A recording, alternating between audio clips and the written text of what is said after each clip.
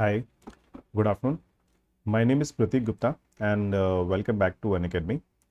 So अभी जो series हमने स्टार्ट कर रखी है वो है about the international organisation and in that particular series we have completed around 10 lectures. So as you know in the last two lectures we discussed about the World Bank कि हमने World Bank के बारे में बात करी.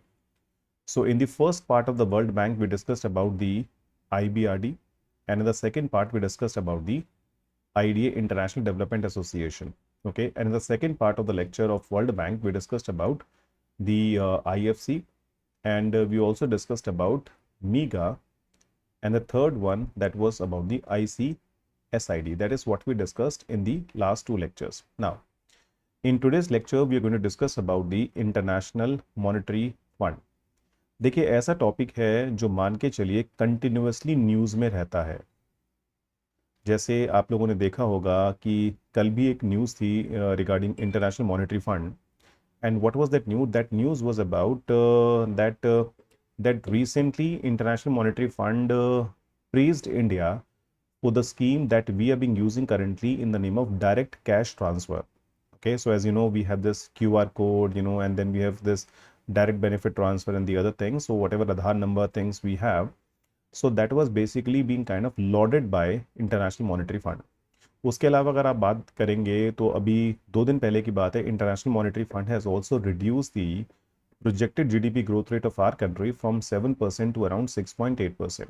तो कहने का मतलब क्या है, ये एक ऐसा टॉपिक है जो हमेशा न्यूज़ में रहता है. तो आईएमएफ ऐसी क्या चीज़ है जो इतने टाइम तक मान के चलिए न्यूज़ में रहती है, अलग अलग चीज़ों पर डिस्कशन होता रहता है और अलग अलग चीज़ों के बारे में हमें जानकारी मिलती है. सो आज के लेक्चर में मैं आपको बेसिकली ये बताने वाला हूँ that in the basic manner that how the international monetary fund is actually working at a global level. Okay, so let's start the lecture. So as you know that Unacademy is India's largest learning platform, so you can join Unacademy because toppers were part of us. Then you can simply go for the best of the faculty as per your liking. So you have all the best faculties here. Then after that, you can join us on the Telegram channel and on the community link of the Unacademy app. Then currently 20% off is going on from 11th to 14th of October. So by joining for iconic courses for 24 months, you will save around 23,920 rupees. And for plus courses, you will save around 15,570 rupees. So to get this off, you can use my code PG UPSC. So by using this particular code, you people will be able to get 20% off on whatever package you basically going to choose as a part of it. So please do use the code for the purpose of getting the subscription. Okay, then after that you can simply go for the UPSC notes 2 for around 10,000 rupees. So 20 UPSC booklets you will get around. Then the batches are going to be started from 13th of October. So these are in bilingual. So on 13th October in Hindi medium and moreover in the bilingual. But as you know that I am associated with the Unacademy in the complete English medium. So currently my batch is going on for economics, and that is for comprehensive purpose. So you can join that. Okay. So Unacademy Ultra Combat Current Affairs Special. So 50 questions, 60 minutes, and you will be able to get a lot of prizes. Okay. Now let's come to our topic called International Monetary Fund. देखिए सबसे पहली बात हम बात करेंगे IMF कहाँ पर है, कब एस्टेब्लिश हुआ था, जो फैक्चुअल थिंग है. और देखिए वो बहुत मुश्किल भी नहीं है. If you want to simply get hold over these basically fact, then obviously you can search over internet, you will be able to get it. But when it comes to working of the IMF, obviously we need to put a lot of mind in terms of understanding that how the International Monetary Fund is actually working at a global level. देखिए सबसे पहले point की अगर हम बात करें यहाँ पे, IMF is a major financial agency of the United Nations. तो पहला पॉइंट क्या है, IMF किसका पार्ट है? यूनाइटेड नेशंस का पार्ट है. Secondly, it is headquartered in Washington DC. DC is what? District of Columbia, consisting of 190 countries as a member. So do remember, India was one of the founding member of the International Monetary Fund. Okay, its stated mission is what? देखिए इनका mission जो है वो बहुत ही लंबा चौड़ा define कर रखा है, बट मैं आपको बताऊं the major work that is being done by IMF is what I will tell you out of these. Working to foster global monetary cooperation, secure financial stability, facilitate international trade, promote high employment and sustainable economic growth and reduce poverty around the world. देखिए जब मैं IMF के काम करने के तरीकों को देखता हूँ, so what I am able to understand, that is one of the most important task done by the IMF. That is what they want to provide financial stability at a global level. ठीक है, that's why at a global level International Monetary Fund is also being called as a watchdog of the international liquidity के नाम से भी इसे जाना जाता है. That it is something which is supposed to take care the liquidity not only at a basic or you can say at a domestic level but at a international level also. So if a question will come in a prelims examination, then who is being called as a watchdog of the international liquidity, then the answer is what? International Monetary Fund. ठीक है, तो बहुत सारे काम हैं IMF के, but उसमें सबसे इंपॉर्टेंट काम जो आपको देखने को मिलेगा इनका time to time, that is what? That is about securing the financial stability at a global level. Okay. Moreover, as you know, it was formed in 1944, started on 27 December 1945 at the Bretton Woods Conference. So, as I told you in the last class, that IMF and World Bank both were set up together at a Bretton Woods Conference. That's why these have been known as a Bretton Woods Twins. ठीक है, ये इनकी एक term है. इसके अलावा देखिए, जब IMF के काम करने के तरीके को जब डिजाइनिंग की बात की जाती है, तो that was basically done by somebody called Harry Dexter white and J.M. Keynes. So one of the most renowned economists at a global level we ever had on this world, that was J.M. Keynes. अब देखिए, बहुत सारी बात इनकी मानी भी गई थी और बहुत सारी बात इनकी नहीं भी मानी गई थी when it comes to forming the IMF. जैसे एक एग्जांपल मैं यहाँ पे आपको देता हूँ. So when the IMF was formed in 1944-45, J.M. Keynes sir said that we need to adopt an artificial currency for the purpose of working of the International Monetary Fund, and the name of that currency that he suggested was Bancor. But I'm telling you, they never adopted, and they said कि whatever amount of loan that we want to provide to the member country, we will simply take care of it with the help of gold and moreover the US dollar. तो J.M. Keynes साहब ने बोला कि देखिए साहब, दोनों ही चीज adequately available नहीं है ग्लोबल लेवल पे, by which you can simply fulfil the demand of each and every country. तो मान के चलिए आपका ये जो सिस्टम है IMF का, वो काम नहीं कर पाएगा. Okay, but they said no, we will take care of it. But finally the same thing happen in 1969 when the International Monetary Fund adopted something called Special Drawing Right, और you can से something called XDR, जो इसको आप SDR XDR के नाम से जानते हैं, जैसे हिंदी में बोलते हैं विशेष आहरण अधिकार. Okay, special drawing right that was simply launched by IMF in 1969. अब देखिए काम कैसे करता है, वो आने वाले डिस्कशन में मैं आपको बताऊंगा. Now if you see here, it came into formal existence in 1945 with 29 member countries and the goal of reconstructing the international monetary system. ठीक है, अब देखिए अगर सिंपल एक लाइन में मैं आपको बताऊं IMF का काम क्या है, तो आप मान के चलिए इनका सिंपल काम एक ये है कि जो भी मेंबर कंट्री के बैलेंस ऑफ पेमेंट में प्रॉब्लम आएगी ज्यादा. Balance of payment means what? You know this thing, it is the something kind of a systematic record of a country regarding the foreign currency inflow and foreign currency outflow, कि इन दोनों का जो balance होता है उसे balance of payment बोलते हैं. ठीक है, अगर देखिए बैलेंस ऑफ पेमेंट पॉजिटिव है then it's not a problem at all, but अगर बैलेंस ऑफ पेमेंट नेगेटिव है, यानी कि फॉरेन करेंसी आ कम रही है or it is going more out of your country, then obviously you're going to face a problem in terms of taking care your imports and the other things. Getting what I'm trying to say? तो point ये है कि IMF normally आप मान के चलिए ज्यादा active तब होता है जब किसी कंट्री में फाइनेंशियल क्राइसिस होते हैं in terms of balance of payment. Getting for example, when Greece faced the financial crisis, when Pakistan faced this issue in the current time, when Sri Lanka is being facing the same issue, when the Bangladesh was also facing the same issue, or you can say as a precautionary measure, Bangladesh also took a loan from this International Monetary Fund. The same thing happened in case of our country also when we borrowed from IMF in 1990s. ठीक है, तो कहने का मतलब क्या है कि जब भी किसी कंट्री में BOP इश्यूज होते हैं, BOP क्राइसिस होते हैं, that time you can say IMF is being kind of more active in terms of helping that particular country. I hope you're getting what I'm trying to say here. ठीक है, अब देखिए आगे बढ़ते हैं. Now, if we talk about the leadership in the IMF currently, then the current managing director and chairwoman of the IMF is Bulgarian economist called Kristalina Georgieva.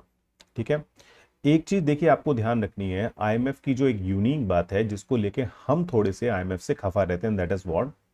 That as I told you in the earlier class of World Bank, that World Bank is always headed by whom? By the person from USA. ठीक है। But जब भी आप बात करेंगे IMF की, सो IMF is always headed by somebody from European Union. तो इनको हेड करने वाला आपको हमेशा कहां से मिलेगा? Somebody use being part of European union, that person is basically heading the IMF. तो इंडिया वाले कहते हैं कि भैया जब आप इसे वॉचडॉग ऑफ इंटरनेशनल लिक्विडिटी कहते हैं, so why not somebody from India? Why not somebody from Brazil? Or why not somebody from China or some XYZ country? Why not that particular person is heading the IMF? But मान के चलिए जैसे कि IMF में सबसे ज़्यादा share holding US और European union countries की है, इसीलिए उनकी ही सबसे ज़्यादा सुनी जाती है। Okay, normally if I tell you why the USA is having a maximum amount of influence over this particular, the IMF, because USA is currently holding more than 17% of the voting power in the IMF। और देखिए normally क्या होता है जब voting power की आप बात करते हैं यूज करने की, डिसीजन लेने की, तो आपने सुना होगा कॉन्स्टिट्यूशन ऑफ इंडिया में हम पढ़ते हैं, so under that we have half majority और we have 3/4 majority. But here you know what happened, there is a certain important decision in the IMF which is being taken with the help of 85% majority basis। और 85% majority में simple क्या बात है कि अगर किसी country के पास 15% से ज्यादा वोटिंग पावर है, then that country is going to be really powerful in the agency। Same thing with the USA also. तो यूएसए की जो शेयर होल्डिंग है और जो वोटिंग पावर है अराउंड 17% के आसपास बनती है, इसीलिए मान के चलिए आईएमएफ में सबसे ज्यादा सुनी किसकी जाती है? It is the USA who is being listened, I would से the most, and they have the complete amount of hold over the working of the IMF. ठीक है, that is a one point. Now अगर आप बात करेंगे chief economist की, जो एक बहुत ही इंपॉर्टेंट पोजीशन है आईएमएफ की, क्योंकि देखिए आईएमएफ क्या है, बहुत सारे रिपोर्ट पब्लिश करता है, टाइम टू टाइम अलग अलग कंट्रीज की फाइनेंशियल कंडीशंस को फॉलो करता रहता है, इसीलिए you will always find that the IMF is in news. ठीक, इसीलिए चीफ इकोनॉमिस्ट जो भी आईएमएफ का होता है, मान के चलिए that person is one of the most brilliant economist we have on this earth. जैसे अभी रिसेंटली मान के चलिए Gita Gopinath was the Indian American, ध्यान रखिए इंडियन नहीं है, अमेरिकन है, but she was some sort of connection with India, that's why she is being known as an Indian American economist, Geeta Gopinath, who previously served as chief economist, was appointed as the first deputy managing director। So ये थी, but she is not a kind of chief economist because she is being elevated to the post of first deputy managing director। Okay, that is again obviously a comparatively better post in comparison to chief economist, but उसकी अपनी अलग point है। Now, who is the current chief economist of the IMF? The person is Pierre Olivier and this Gorinchers। So she replaced, or he replaced, I'm not pretty sure, okay, that replaced Geeta Gopinath as the chief economist on 24th of January 2022। Okay, अब देखिए आगे बात करते हैं। जैसे मैंने आपको बताया कि when it comes to the head of the IMF, it is always coming from where? From the Europe। तो देखिए सारे के सारे आपको हेड मिलेंगे यहाँ पे यूरोपियन कंट्रीज से। So started with Camille Gutt Belgium, Ivar Rooth Sweden, then France, Netherland, France, Germany, Spain, France, and then again we have somebody from Bulgaria, okay, Kristalina Georgieva. Okay, इनमें से देखिए एक जो काफी डिफरेंट पर्सन थे, जो काफी न्यूज में भी थे अपनी चेयरमैनशिप के टाइम पे, उनका नाम है डोमिनिक स्ट्रॉस कान। देखिए ये अलग क्यों थे, and I would say that he was one of the person who was asked to resign from the post of managing director of the IMF. The reason behind it that he was basically into some sort of scandal, that when he was staying in New York in one of the hotel, then one of the waitress over there, she said that he basically misbehaved with her, and he basically also tried to some sort of sexual assault kind of the charges was made against this particular person by that waitress from the New York hotel। तो मान के चलिए उसके ऊपर काफी कुछ बवाल हुआ था, काफी कुछ वो न्यूज में रहा था, और उसके बाद this person basically resigned. Okay, तो देखिए ये तो बात हुई मैनेजिंग डायरेक्टर की। अब देखिए जब आप डेप्यूटी मैनेजिंग डायरेक्टर की बात करेंगे तो वो आपको मिलेंगे हमेशा यूएसए से। अब देखिए यहाँ पे अगर आप देखते हैं, so all the people are basically from USA. So as you can see Gita Gopinath, American, professor at Harvard University's economics department, chief economist of IMF। So that is what the background they've been providing। और बाकी लोगों की बात करेंगे तो देखिए they are also being kind of very very intelligent and moreover the best person available on this earth, those who held this position in the past. Okay, अब देखिए इसके बाद अगर आप बात करेंगे इकोनॉमिस्ट की, तो इकोनॉमिस्ट भी मेनली आपको यूएसए से ही मिलेंगे, but yes we have an exception here in the name of sir Raghuram Rajan, who was also the governor of the reserve bank of India. So from 2003 to 2007 he was the chief economist of the international monetary fund. Okay, उसके बाद देखेंगे Gita Gopinath, again some sort of connection with India, and otherwise if you see the remaining person there is no one. तो कह सकते हैं अगर आप exceptions की बात करेंगे तो यहाँ पे नीदरलैंड है, यहाँ पे कनाडा है, इजराइल है, इंडिया है, France, and then we have again France. Okay, that means majority of the time this particular post is also being held by whom? By somebody from USA only.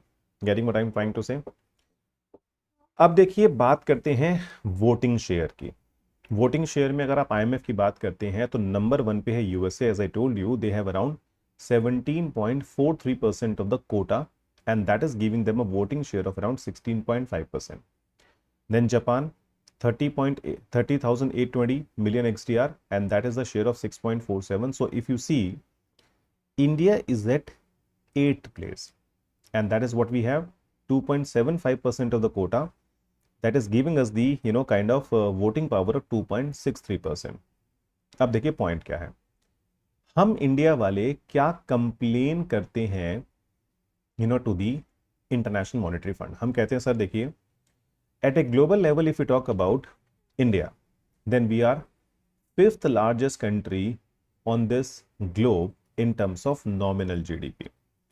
और अगर आप बात करेंगे यहाँ पे परचेजिंग पावर पैरिटी जीडीपी की, then we are the 3rd largest country at a global level. तो हम ये क्वेश्चन उनसे करते हैं, when we people are being such a big country at a global level, then why our share is less than Italy, who is basically comparatively smaller than us, France, and moreover these two countries specifically, because UK we recently kind of crossed। तो आप कह सकते हैं हमारा जो main point है वो ये है कि इन 3 कंट्री के जो शेयर होल्डिंग है वो हमसे ज्यादा क्यों है, and India is like that if you basically allot us more amount of special drawing right, then we will simply buy it and we will pay for it।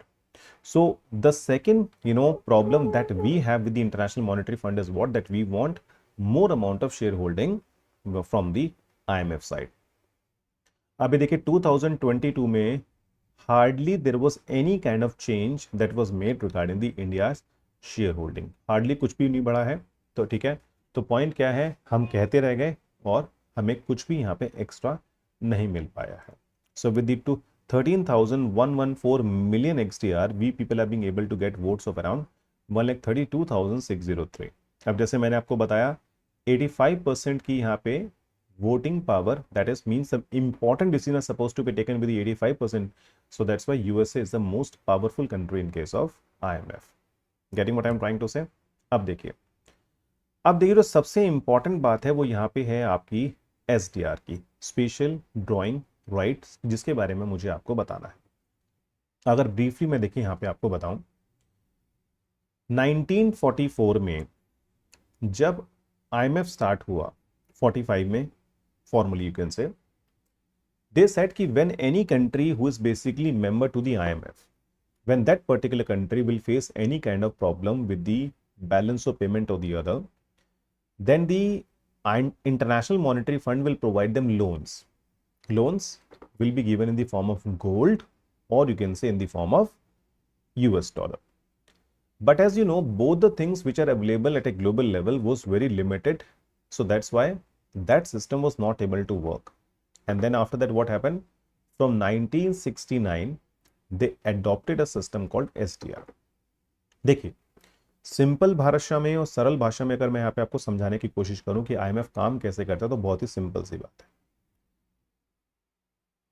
IMF में जो SDR है वो एक तरीके का एक शेयर है, जैसे आप लोग इक्विटी मार्केट में, शेयर मार्केट में इन्वेस्ट करते हैं, वैसी IMF का जो शेयर है उसका नाम है SDR। ठीक है, अब देखिए इंडिया में शेयर मार्केट में आपको शेयर परचेज करने के लिए क्या पे करना पड़ता है, दैट यू नीड टू पे Indian rupee for the purpose of buying share.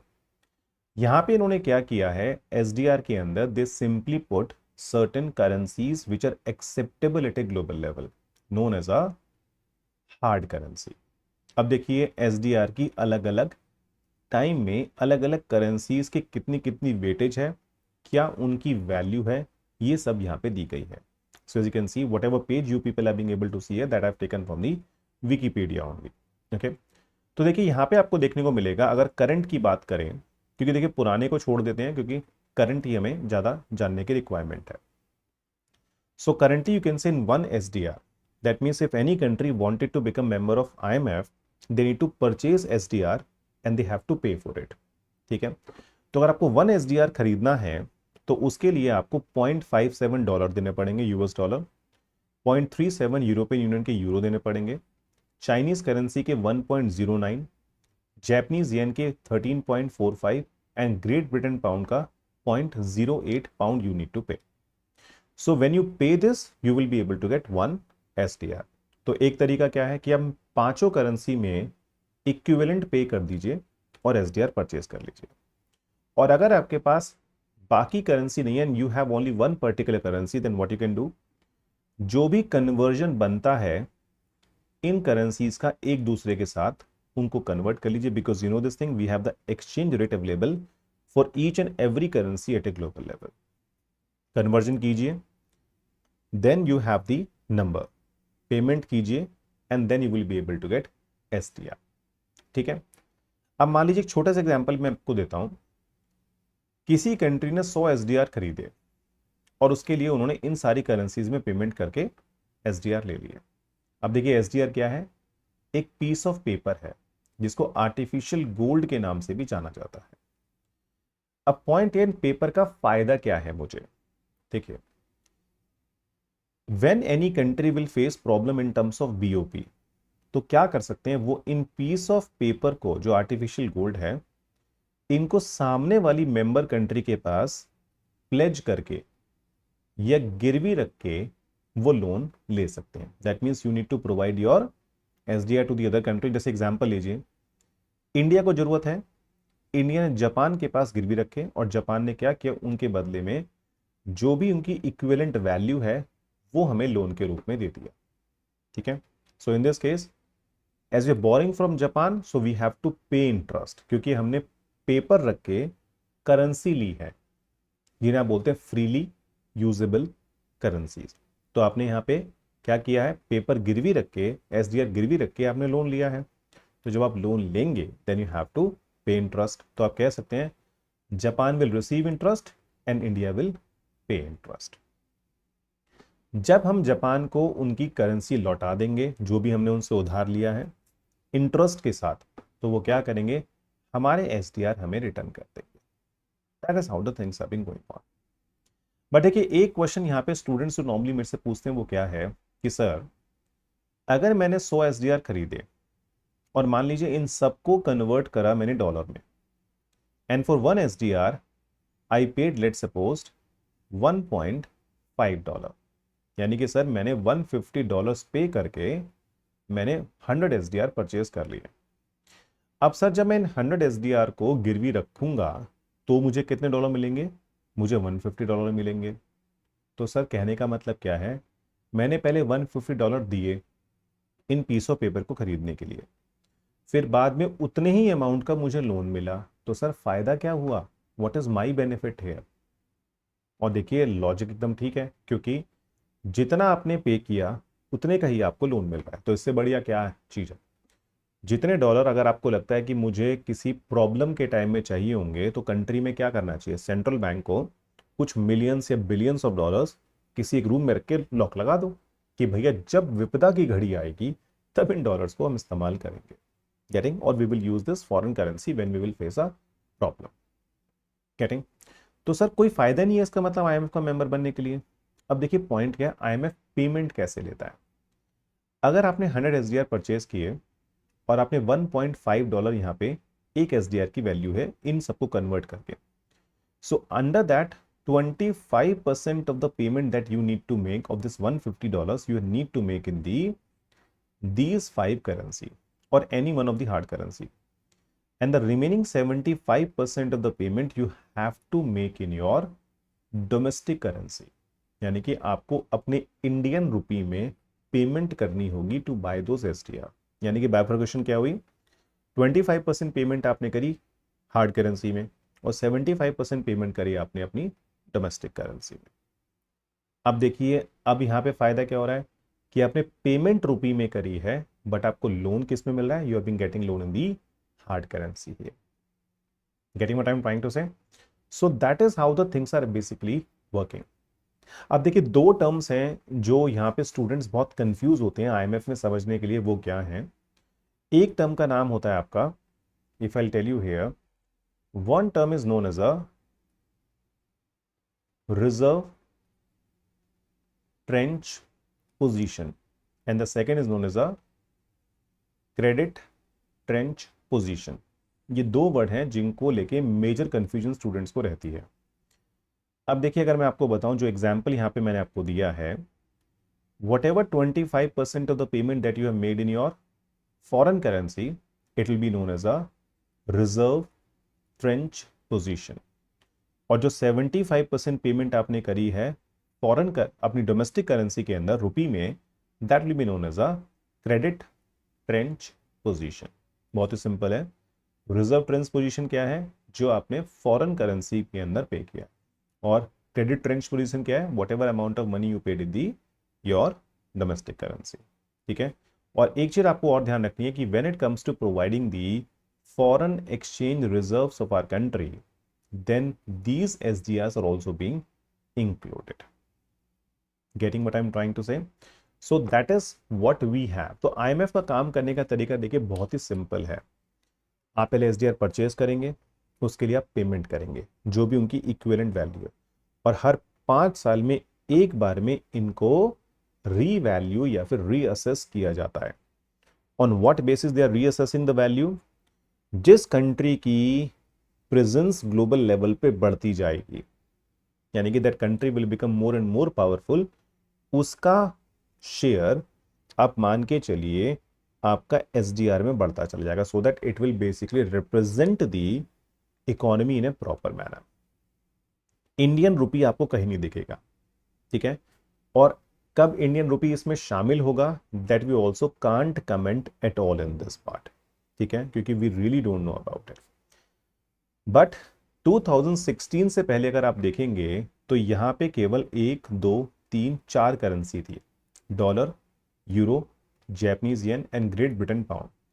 But 16 में they introduce a new currency also, that is called the Chinese yuan, which is also known as renminbi. Okay. तो Chinese yuan का आप देखिए weightage, it was 10.92% earlier, but in the recent revaluation they increase it to 12.28%। यानी कि China का दबदबा global level पे बढ़ता जा रहा है। On the other end if you talk about US में, तो यूएस की करेंसी कम हुई है, but if you see the weightage of US dollar has also been increase and the remaining 3 has been decrease, as you can see. 30.93 से 29.31 हो गया है। जापानीज का देखेंगे 8.33 से 7.59 हो गया है। और great Britain pound is decrease from 8.09% to 7.44%। ठीक है। अब इन 5 में 6 कब होंगी? सो इफ यू थिंक कि 2027 के बाद जब इंडिया 4th लार्जेस्ट बन जाएगा, या फिर 2032 के बाद इंडिया थर्ड लार्जेस्ट बन जाएगा, so maybe if the Indian economy currency will also become internationalized and we will also have acceptability of our currency, because ध्यान रखिए दो चीजें होती हैं, one is called internationalization of currency and the second is called as that your currency is fully convertible। तो हमारी currency दोनों ही तरीके से अभी कहीं पे भी इतने अच्छे लेवल पे नहीं पहुंच पाई है, and we are struggling. Okay. So in case if the things will become better in the upcoming time, then certainly you can say that things will be even, the Indian rupee may be part of it, and our currency will also be accepted। मेरा point समझ रहे हैं आप, कहने की मतलब क्या है? तो देखिए, मैंने इस लेक्चर में आपको क्या बताया in today's lecture, I simply told you about the basic historical background of the IMF. और देखिए क्यों हुआ था ये मैंने आपको लास्ट वर्ल्ड बैंक की क्लास में बताया था कि after the second world war, as the entire world was facing problem in terms of what, the reconstruction purpose, so that's why the world bank was made, and they were also facing problem because they also need to import certain things from outside, so that's why you can say this IMF was created to provide the short term loan। तो यहाँ पे loan आपको 7 से 12 साल के लिए मिलता है, ठीक है। ऐसा नहीं कि you are being able to get a loan for very long time, तो छोटे पीरियड के लिए मिलता है। एंड मोर ओवर अगर मैं आपको बताऊं 93 या 94 के बाद से India never borrowed from the international monetary Fund. So today we are not suppose to pay even a single dollar back to the IMF। So what we borrowed and we have already paid back to them, ठीक है। तो हमने historical background के बारे में बात करी, economist हमने उनके हेड के बारे में बात करी, हमने उनके मैनेजिंग डायरेक्टर के बारे में बात करी, first managing director, and then we also talked about the chief economist. Then we have the complete list of managing director, then the first deputy managing director, और इसमें अच्छी बात जो थी, जो लोग काफ़ी खुश थे इंडिया में, and that is about the Geeta Gopinath. Then the list of chief economist, a person from India, Raghuram Rajan sir was also being part of, as the chief economist of the International Monetary Fund. और आप बात करेंगे share holding की, तो यहाँ पे आपको देखने को मिलेगा India is the 8th largest, then Russia, then Brazil, Canada, Saudi Arabia, Spain, Mexico and Netherlands. These are the top 15 countries. और हमसे ज़्यादा की बात करेंगे तो US, Japan, China, Germany, France and UK.